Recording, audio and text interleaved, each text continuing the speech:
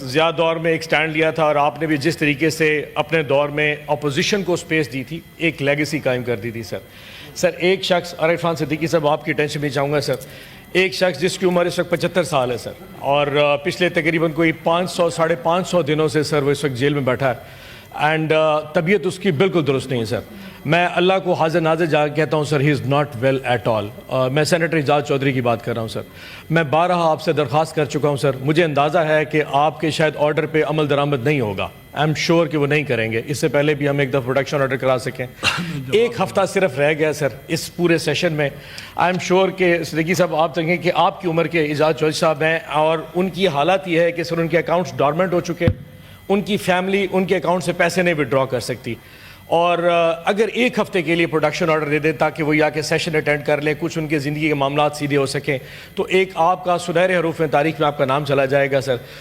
سر آج پلیز مہربانی کر دیں، اور میں تمام اپوزیشن سے حکومت سے کروں گا کہ اس میں آج یہ وقت کسی پہ بھی آ سکتا ہے سر، کل کو میں بھی ہوں گا، آپ بھی جیل میں جا سکتے ہیں، تو پلیز سر آج پروڈکشن آرڈر جاری کر کے آپ چلے جائیں سر۔ وہ ایک وقت ہے سر، کسی پہ برا وقت آ گیا سر۔ میں نے پرسوں بلایا تھا لیڈر آف دا اپوزیشن کو اپنے چیمبر میں سر، اور میں نے کہا تھا کہ بابر اوان آئے تھے سیکرٹری کے پاس، انہوں نے یہ ایک ریکویسٹ کی تھی، I have referred the matter to the minister of law and justice and the interior and the provincial government for his release, اور I think the government will consider it seriously. I hope they do sir. Thank you so much.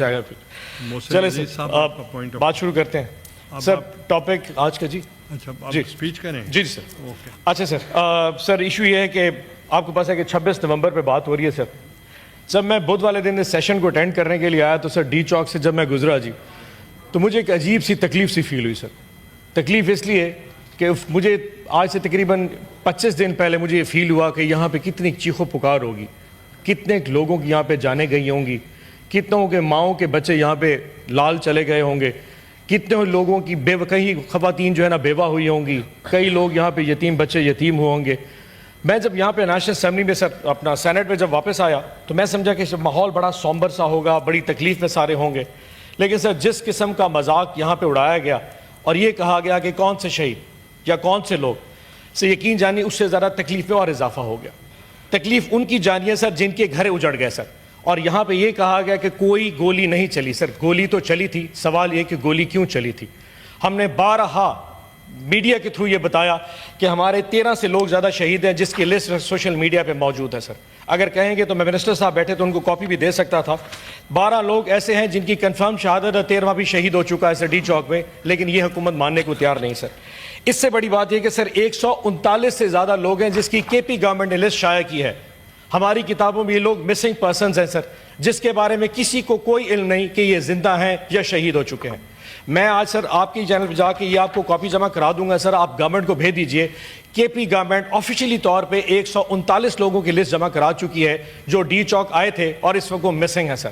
ہماری کتابوں میں یہ لوگ یا شہید ہیں، اور اگر یہ زندہ ہیں تو میری ریکویسٹ ہے گورنمنٹ سے کہ آپ ان کو پیش کر دیجئے، کم از کم ان کے گھر والوں کو پتا ہو کہ وہ لوگ زندہ ہیں سر۔ جس قسم کی تکلیف میں سر اس وقت پاکستان تحریک انصاف گزری سر، اس کا شاید کوئی الفاظ بھی ادا نہیں کر سکتے سر۔ آج یہ حالات ہے کہ ہمارے پاس احتجاج کا حق بھی ہم سے چھین لیا گیا ہے۔ احتجاج کی کل بات کرتے ہیں تو شیری رحمان صاحبہ نے ہمیں فرمایا کہ جی ہم نے بھی بڑے لانگ مارچ کیے سر۔ سر کون سے لانگ مارچ؟ اور کہتی تھی بہت بڑی جستجو کر کے، کاش وہ یہاں پہ موجود بیٹھی ہو جی، بڑی جستجو کی ہے جی۔ کون سی جستجو سر؟ سر آپ کے لانگ مارچ آپ کو یاد ہوگا، بلاول بھٹو زرداری صاحب جب اس کراچی سے نکل کے اسلام آباد ہمارے دور حکومت میں آئے تو 10 دن کا ٹور تھا۔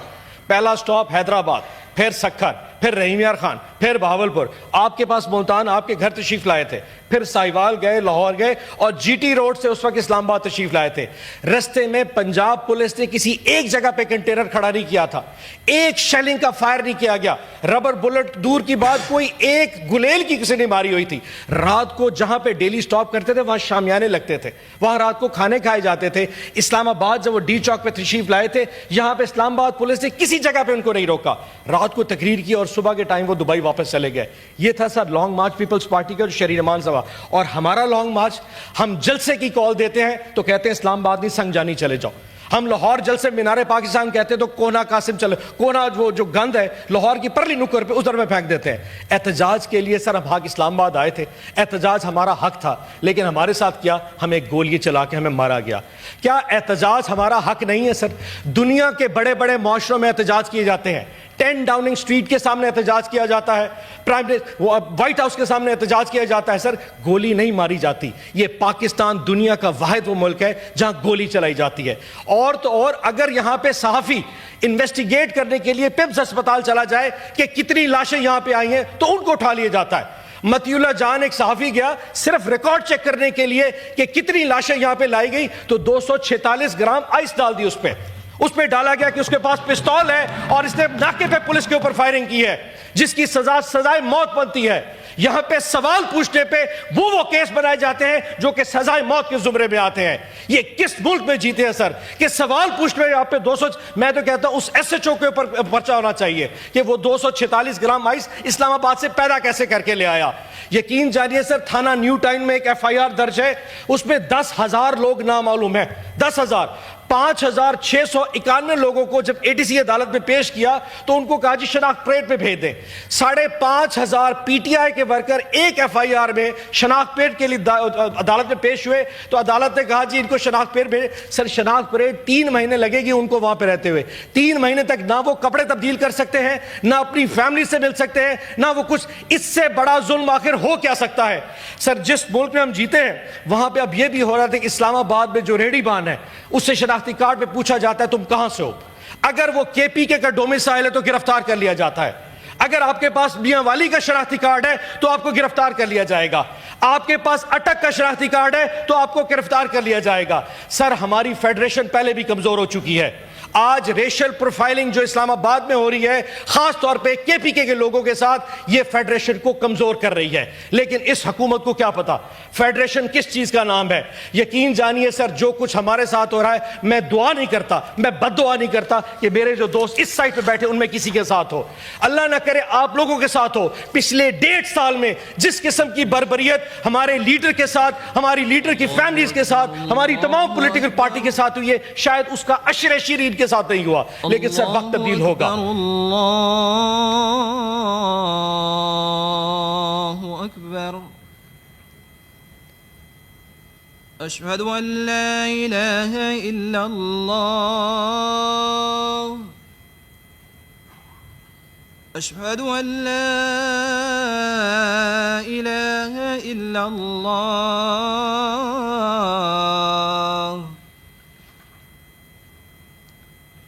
اشہد ان محمد رسول اللہ،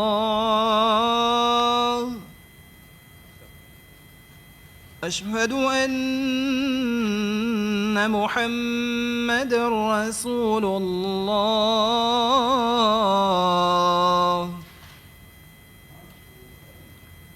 حی علی الصلاة،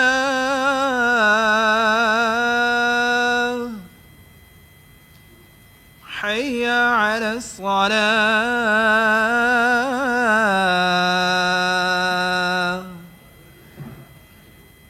حی علی الفلاح،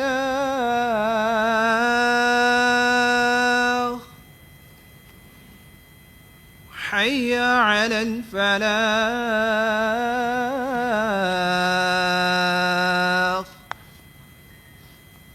اللہ اکبر، اللہ اکبر، لا الہ الا اللہ۔ چیئرمین صاحب میں کس کے ہاتھ پہ اپنا لہو تلاش کروں؟ تمام شہر نے پہنے ہوئے دستانے، اموات ہوئی ہیں۔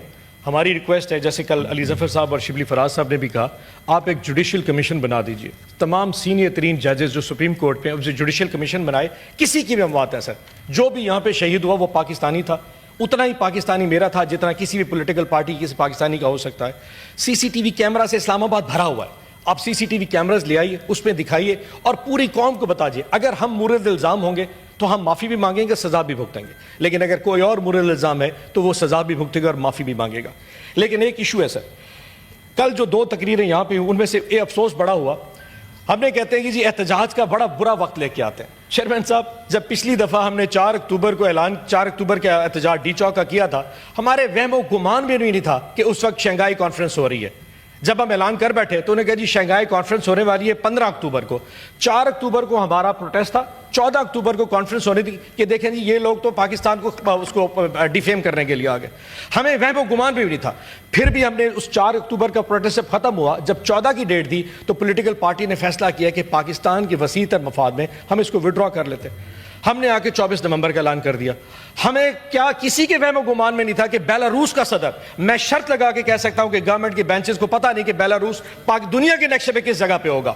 بیلاروس کے صدر کا نام کیا جو پاکستان سے ہو کے گیا ہے؟ منسٹروں کو یہ نہیں پتا کہ وہ کون سے ٹی او آر یا ایم او یوز یہاں پہ سائن کر کے گیا، یہ پاکستان سے کس کے فائدہ؟ اچانک جی بیلاروس کا صدر آ رہا تھا، پاکستان کا بہت بڑا نقصان ہو۔ آپ وہ معاہدے دکھا دیں جس میں پاکستان کا، مجھے لگتا یہ ہے کہ جب ہم ایک دفعہ اعلان کر دیتے ہیں کہ فلانے دن احتجاج ہے، یہ پھر کتابیں کھول کے آتے ہیں۔ اس سرائکی کی مثال ہے نا، کو ڈیندا کوئی نہیں تو کو گھندا کوئی نہیں، یعنی کہ ہمارے پاس آنا کوئی نہیں چاہتا اور وہاں ان کو کوئی بلاتا نہیں۔ یہ پھر صدر ڈھونڈ کے کس نے کوئی ریکویسٹ کیے، کوئی آنا تو نہیں چاہ رہا۔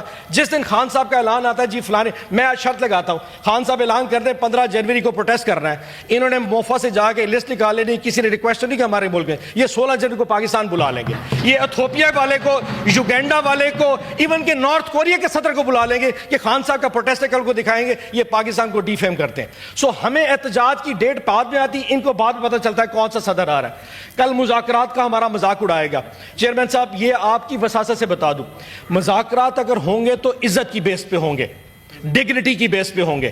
یہ جو لیٹنے والی جو بات بار بار کی ہے، یہ بے عزت نہیں ہو سکتے۔